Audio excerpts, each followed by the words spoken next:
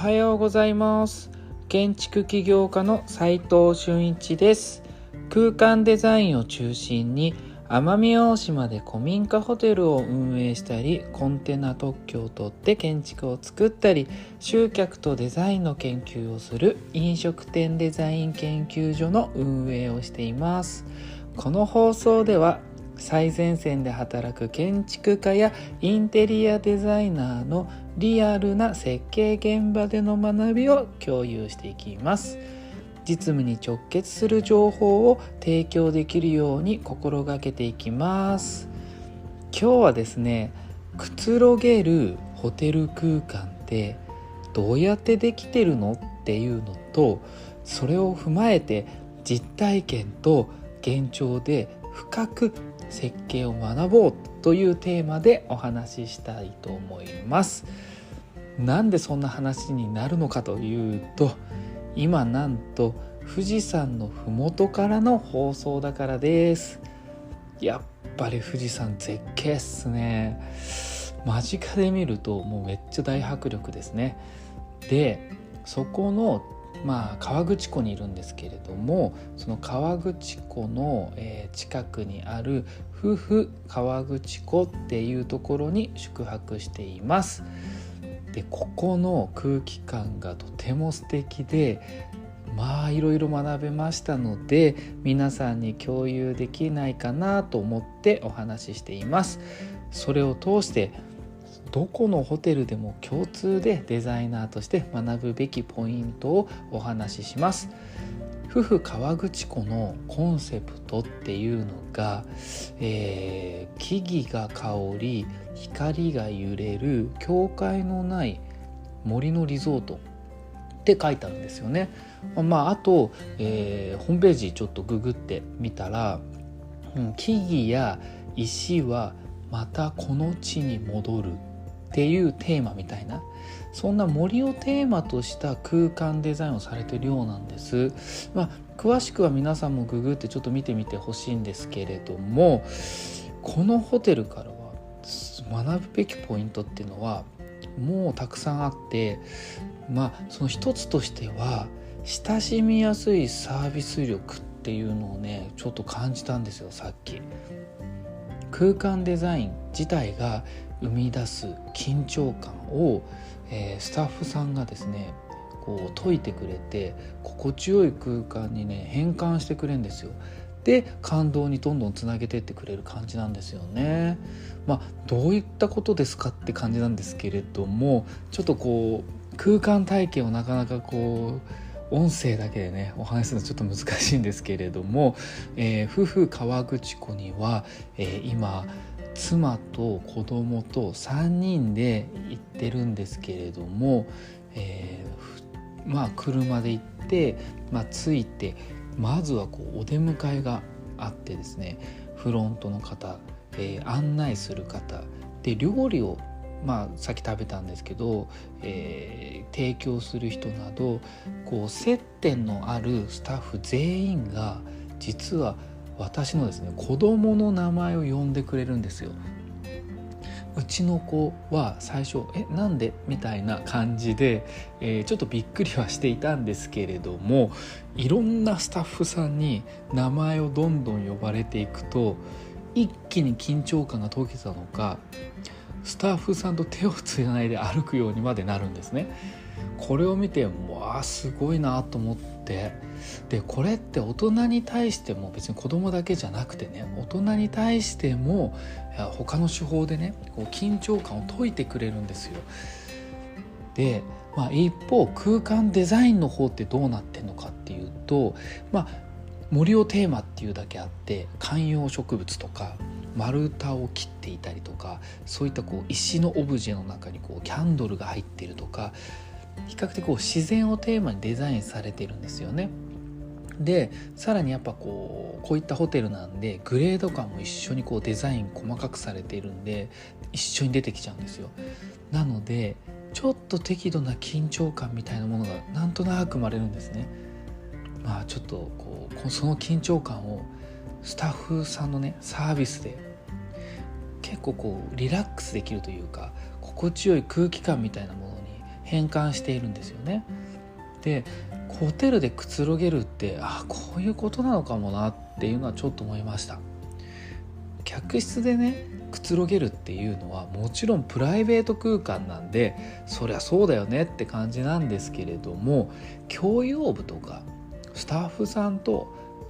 その会話とかまでくつろげる雰囲気にしているっていうのは間違いなくそこで対応してくれているサービススタッフさんの力かなって思うんですよね。改めてホテルデザインっていうものの奥深さ、それを学びましたね。でですね、もちろん客室デザインも滞在中の動線をよく考えられていて勉強になるんで、こっからちょっとね実務的なね設計を学ぶって感じのお話なんですけど、いつも通りですね、私はメジャーとねレーザーでね空間の寸法をバシバシさっき測ったんですよね。皆さんもですね素敵だなって思った宿泊施設の客室のね把握には幻聴が一番なんです。図面をスケッチしているうちにね、気づくポイントってのはたくさん出てくるからですよね。特にね細かいところがどんどん目についちゃうんですよね。メンテナンスが考慮されている詳細部分のところまで気づいて、そこから学べこうやってやるのかって学べるんですよね。引き戸とかのねよく交換とか露天風呂とかよく壊れたりするのでメンテナンスとか、その天井裏への点検口などなど宿泊されるお客様に気づかないレベルまでそういったバッグを落とし込んでいくっていう設計は本当にいいよなって思います。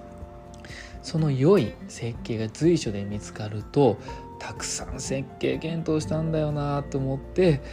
それを思い浮かべながら、学びが深まります。幻聴の仕方については前にもお話ししたと思うんですけれども、平面寸法ももちろん高さ寸法も、家具や今回の場合はねホテルなんで家具やディスプレイのスケール感とかっていうのも把握しておくと自分が選ぼうとした時にはとても役に立つと思います。その上でですね、照明の位置とか照明の種類ですね、ダウンライトとかスポットライトの種類の使い分けとかスイッチのね系統の把握とかもしといた方がいいんですよね。このスイッチの位置と数っていうのは宿泊者にとっても、使う部分ですし、その宿泊者の行動がちゃんと見えてないと使いにくくなってすごいストレスになってしまいますよね。この辺も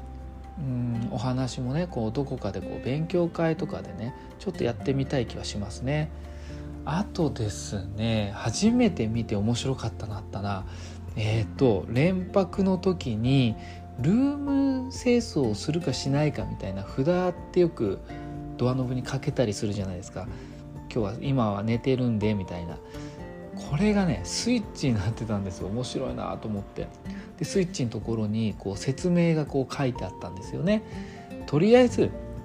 それ以外にもいろんなものにね説明書きって結構あるんですよ。親切だなって思うぐらい、ものすごい結構いろんなところに書いてあったんですけれども、その反面ですねこの説明文って結構長いと読みたくなるなって気もしたので結構バランスが難しそうだなと思いました。客室のインテリアデザインとして、僕が感じた夫婦河口湖の良さっていうもうプラン的な良さですよね。それはね分かりやすいねインナーバルコニーだったんですよ。窓側のねスペースがバルコニーのように、室内空間になっ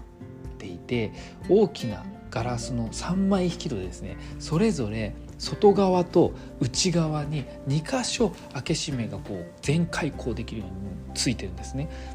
要するに、そっちの空間に行ったら外側の空間が引き戸、外側のね空間全体が引き戸にね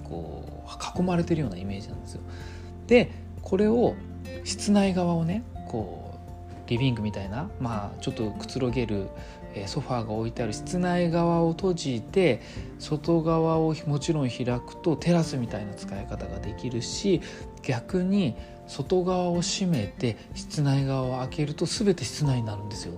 なんか面白いなと思っていて、これ結構優れてる空間設計だなと思いました。何がいいのかっていうと、この森っていうコンセプトっていうのと自然を体感したいっていうこのすごいこのコンセプトがスタッフさんがとても伝えやすい空間設計がされているってことですよね。だってうちの子も、すぐに理解できるぐらい、開けたらテラスになるのわーいお外だみたいな感じで、結構遊んでたんで、これ素敵だなって思いました。で他にもね、もういろんな素敵なポイントあるんですけれども、もう一個だけちょっと特徴を紹介させてください。それはね、露天風呂へのアプローチっていう感じですね。さっきのその外側のお部屋、そのバルコニーみたいなお部屋と、露天風呂としてつながってるんですけれども、隣り合わせで、ただ洗面に入って脱衣をしますよね。でシャワールームに入ってそのまま露天風呂に行ける感じなんですよ。でさっきのインナーバルコニーに戻って一体化されていて、ちょっとねこればっかりは本当に動画とかね写真とかで本当に説明したい。こういう時に音声って本当伝えるの難しいなって思いますね。LINE グループ内でちょっと素敵な感じの画像とか動画とかちょっと説明しようかな。プライベートな写真もちょっと入っちゃってるかもしれませんが、ちょっとそのうちの LINE グループにちょっと流して皆さんのメンバーさんの意見も聞いてみようかなって思います。ってな感じで夫婦河口湖に宿泊してみて学んだことを共有してみました。どうでしたかね。皆さんもですね、素敵だなって思ったホテルや旅館があったら現状して図面を描いてみてください。とてもいい勉強になりますよ。今日はくつろげるホテル空間ってどうやってできているの、実体験と現状で深く設計を学ぼうというテーマでお話ししてみました。どうでしたかね。なんとなく大切なポイント伝わりましたかね。ホテルの空間デザインは空間とスタッフさんのそのサービスの連携でくつろげる空間で出来上がってるんですよねっていうこととですね、客室はですね現状するとね、いろんな細かいところから大きなところまでですね、学びがたくさん生まれるんだよなっていう、そのやり方もね含めてお話ししました。なんでね、こう自分が作ってみたいなと思うホテルや旅館に宿泊してみるっていうのは良い勉強になると思います。ぜひね自己投資をねしてみてはいかがですかってことです。実務で学べるインテリアデザインの学校隠れ家では、最前線で働く建築家やインテリアデザイナーのリアルな設計現場での学びを LINE グループで毎日共有しています。今日の話で疑問に思ったり実際のやり方を知りたい方は一度覗いてみてください。それでは今日しかない大切な時間を全力で楽しみましょう。建築起業家の斉藤俊一でした。ではまた。